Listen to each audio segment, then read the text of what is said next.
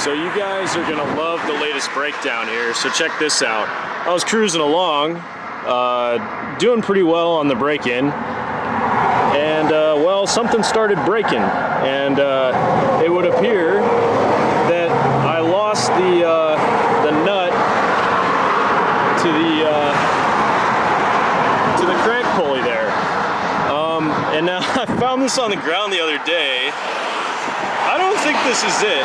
It could be it, but that wouldn't make any sense. I mean, there is a bit of a taper, but I'm just imagining how absolutely trashed the end of the crankshaft is, and I'm cringing to see just how bad it is. But I don't know. I'm hopeful. Maybe it's not too disgusting. We'll see. I don't have that many tools with me, and I'm probably gonna have to get this thing towed, but it's not horrendous. Like, it didn't punch a hole in the radiator, thank God.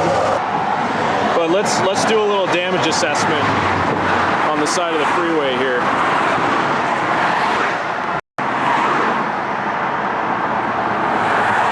This thing is still square, amazingly. It popped off at, I mean, 4,000 RPM, and it didn't even get all that beat up. You can see where it started to come loose and the fan was like catching it, but I didn't catch it in time before it came all the way out and like fully failed. Look at that.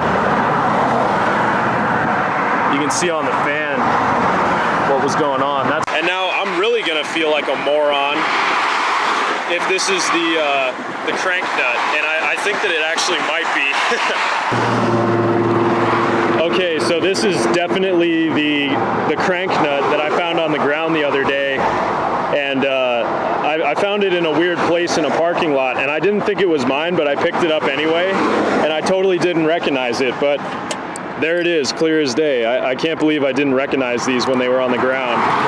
I wish I would have caught this before it became a problem, but it actually looks like nothing is trashed, despite how catastrophic of a failure this was. I don't think anything's even that beat up. So all I'm gonna need is to have a buddy come with, I don't know, a socket. I don't know if a socket can get in there with the radiator, but we can definitely try.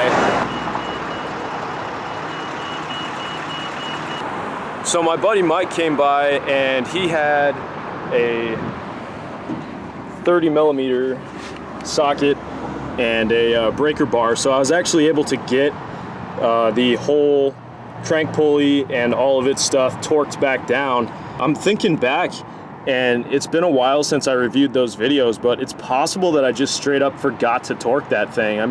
Anyways, that's back in place, the belt's back on, the alternator is tensioned, but I didn't 100% get away from the carnage. At first I thought I was insanely lucky and the only thing that happened is the fan got chewed up, but there's actually a couple other things that happened. So if you take a look at that bracket there that supports the alternator, you'll notice that it's broken in half and kind of wedged against itself, and that's not how it's supposed to be, and that's not how it was before this occurred. But it definitely broke in half, so I'm gonna have to weld that up or make a new one or whatever. Mike let me borrow 2 13s, so in the event that it doesn't hold, I should be able to set the tension again. And then on this side, the magnetic pickup actually got chewed up a little bit, but I don't think it actually moved all that much. It's still on there tight, and the bracket's not bent or anything.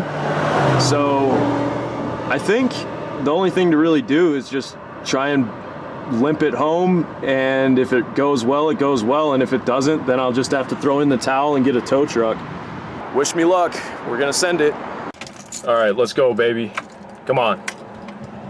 You can do it. Yeah. All right, we're moving.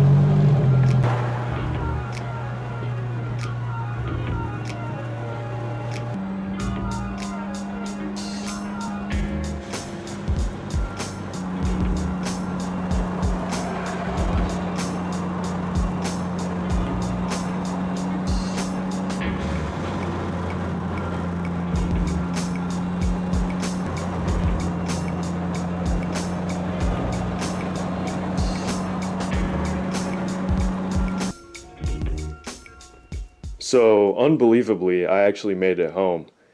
And I reviewed the footage from this project, and you guys are going to laugh at me, but I can't find a place where I torqued the crank pulley. I'm going to put Loctite on this later. I'm just using it to hold it in place for now. I need to torque the crank pulley. This thing's looking pretty good. I still have to torque the crank pulley, but I can't do that until I put a flywheel on this thing to lock it in place. Anyways, I have it tight right now, but you best believe I'm going to pull it off and blue Loctite the hell out of it and torque it properly. I'm also going to remove the bracket that broke in half and then weld the cracks, and hopefully it should hold up pretty well after that. And then I'm going to adjust the crank position sensor pickup because I have a feeling that it got knocked out of whack just a little bit.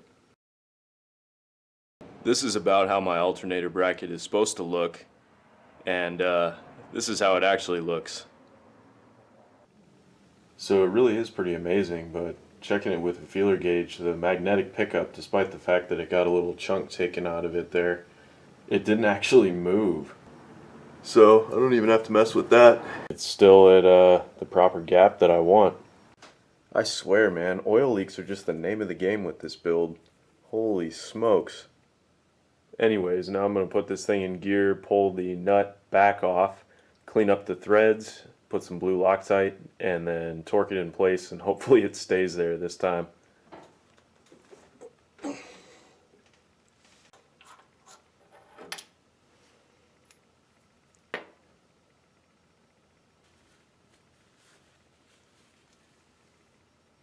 Alrighty, she's got a little bit of the blue goo now, and the target for this is 140 Newton meters.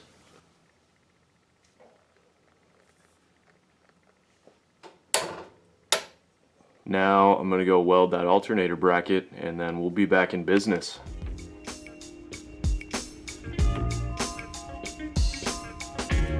Got my little magnets there to help me out, holding this thing steady.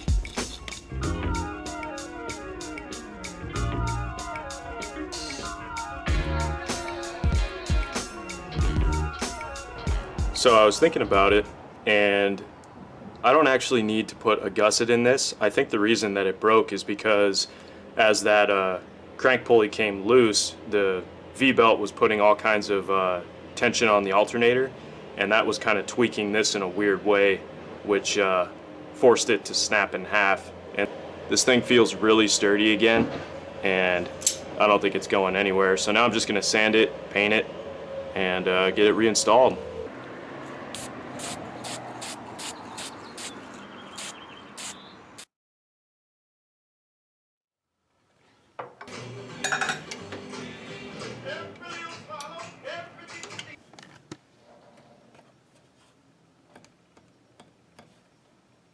I'm really glad that that was such an easy fix.